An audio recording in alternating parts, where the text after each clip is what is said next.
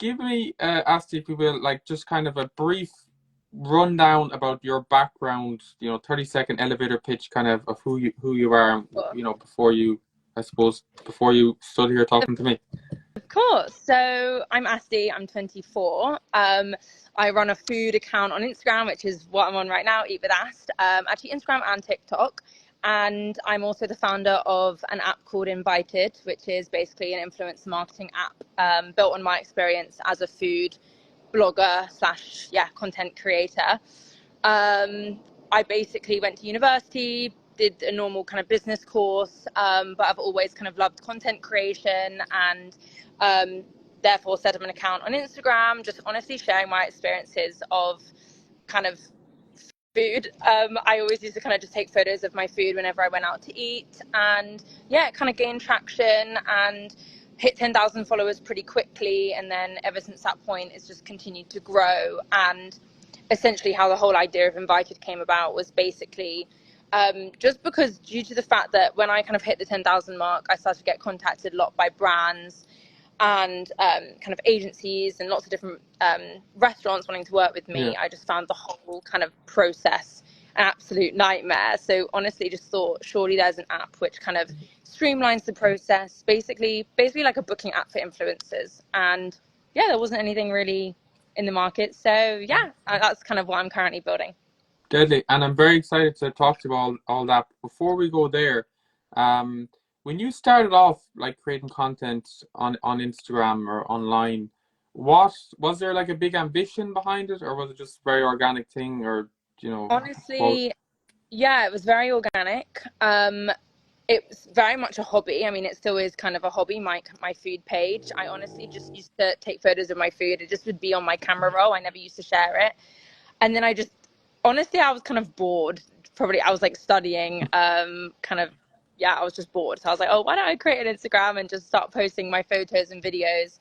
And then, yeah, it all just kind of kicked off from there. But yeah, never really had any ambitions, never really ever thought it would hit the numbers I'm on now. Yeah. But yeah. And last question before we talk about the Invyted app. So before you launched this business, was it a full-time thing for you? Like, is it like, I suppose, commercially viable, or as you said, was it just purely kind of a hobby running the page? So yeah, running my page is very much a hobby. I mean, I was at university at the time. So I was just doing it like alongside. Never really made it to make money. Obviously it's great now, I can collaborate with brands, but I never really made it for that purpose. It was honestly just a bit of fun. And then yeah, I kind of, when I came up with the idea for Invyted, that's obviously what I do full time now. So yeah, I basically started Invyted straight out of uni. So yeah. And what were you studying in uni? I just did like a very, very broad business course. It was like business management. Okay, so it seems like a big endeavor, right, to start like effectively like a tech business. Is it like an app? Yeah. So I suppose talk to me all about that. I suppose sure. the process of starting that. Yeah, so I came up with the idea in like January 2022, like around that time. Just honestly was looking around for an app like it, couldn't find anything, so thought, why not build it?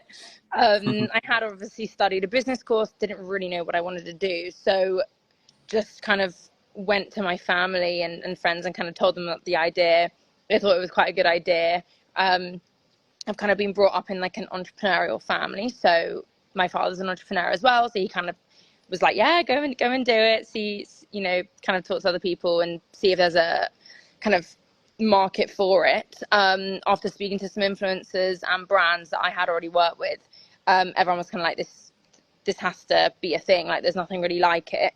Just saves people a lot of time, because how it normally works is like, I don't know, a restaurant would message me on Instagram being like, hey, like, do you want to come for a free meal? And then the back and forth is like crazy. So I just wanted to like eliminate that through like a booking system. So yeah, essentially started building it in 2022. Found a really good tech team, started building it out, and then we officially launched in Feb 2023. So last Feb. Deadly.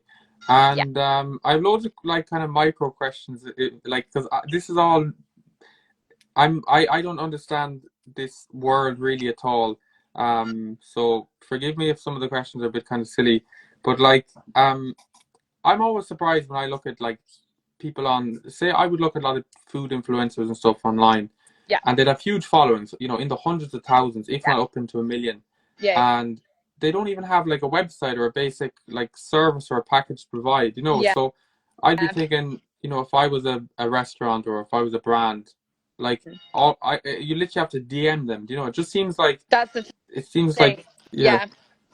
It's all done through like DM and email. There's not really like a central place to like find influencers, collaborate with them easily, especially for like this type of collaboration. Like we started out very much in the kind of food space, so like with restaurants, cafes, bars, places like that, where it's just like very difficult to like pin them down to get them in. But yeah, our app kind of streamlines that. We've got like lots of different features depending on what type of brand it is, and yeah, it is difficult. I agree with you.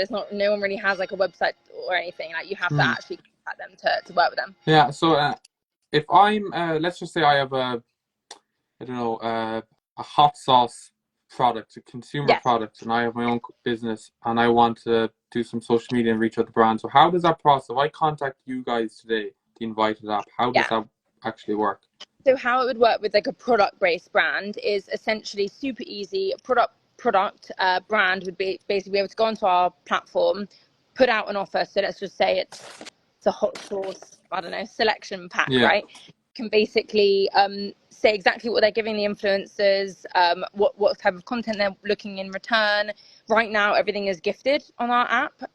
We kind of let the creators kind of do the creative, you know, leave them up to their creative freedom. We Yeah. don't like enforce, you know, like lots of content, because I understand obviously a lot of them do it full time and charge for content. So we kind of make it very authentic. And you would put out this offer. We now have almost 2,000 kind of approved influencers on the app, between like the 10,000 mark all the way up to the millions. And essentially any of our influencers on our app can basically request to work with the hot sauce brand, and you as the hot sauce brand can basically filter through the influencers who are interested and pick and choose the ones you want to work with. And if you are sending the product out, then you would just send the product out. You have their address and everything, once they've shared it with the brand, and then yeah, they'll get the products and then they'll share the content.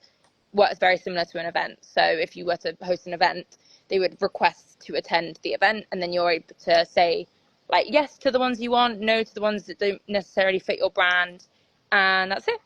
Deadly. No, that's amazing. I use Upwork a lot, you know, the freelancer site. Yes, I assume it's probably somewhat I find it similar amazing. concept. Yeah, Yeah. yeah, Deadly. So, okay, so I get that. I think I can understand it completely from the business or the brand point of view, and also the influence, because they're getting, you know, they're getting an easy kind of easy access to easy offers. access Yeah, to different types. brand. How does Yeah, the money side work that come down then in terms of yes. the brand pays you? Do you take a cut from the influencer, or how does all that work? So yeah, essentially, because everything right now, we might in the future do like more paid collaborations. Right now, Hmm. everything's kind of gifted. Like they can go to events for free, and you know, get products in for free, and go eat out for free. Um, Essentially, influencers don't have to pay; they just have to apply. We don't let everyone on. I would say we're quite an exclusive Yeah. platform. So, as I mentioned, the minimum requirement is 10,000 followers to join us. And we do have influencers in all different categories, not just food. We have like food, travel, lifestyle, fashion, beauty. Um, so yeah, they don't need to pay. They just have to apply to be a part of our app. And then the brands basically pay a subscription to be on the platform, but then they Okay. have access to you know, Yeah. thousands of influencers, and yeah, can basically do lots of different types of things and offers. Deadly. What's been the biggest challenge from starting out this business? Ooh, I would say, I don't know, I'm learning obviously a lot through this journey. I don't know, a couple problems, maybe like I'm quite a perfectionist. So like when I've hired people and building out a team, it takes me quite a long time to, I don't know, to trust them to do things in my style, because Yeah. I'm really bad at delegating, so I'll like want to do everything, because it was just myself for the first well, throughout 2022 when we were like building out the app. It was just me and my tech teams. I was like very hands-on, whereas now obviously we're way busier. We're like operating all over the UK. It's like there's so much to do. I can't do it all. Yeah. So that's like one big problem that I've faced. But I'm getting better. My team's amazing. So yeah, I do trust them. So yeah, take on the work. Deadly. Where do you see this going? Like, where could Invyted be in a year, 2 years time? So honestly, our plan is like we've kind of nailed London, and we are operating all over the UK. That's kind of our core where we're operating right now. What we really want to do is kind of operate in multiple cities all over the world, and obviously be like the leading influencer app that's loved by kind of creators and brands worldwide. That's kind of our goal. And yeah, I mean, we're working towards already a US launch, well, New York launch by the end of the year, which is Wow. really exciting. So hopefully we'll just be able to replicate what we're doing here in multiple cities. Deadly. Do you? I'm sure there's lots of. I don't know, but I'm only guessing. I'm sure there's similar product out there, right? For but than what you offer. Is there like any, I suppose, big difference what you guys do compared to one of the other? Yeah, so I would say, I mean, when we first started in the UK, there wasn't really anything. Okay. Now we have a few competitors who have come around, which is fine.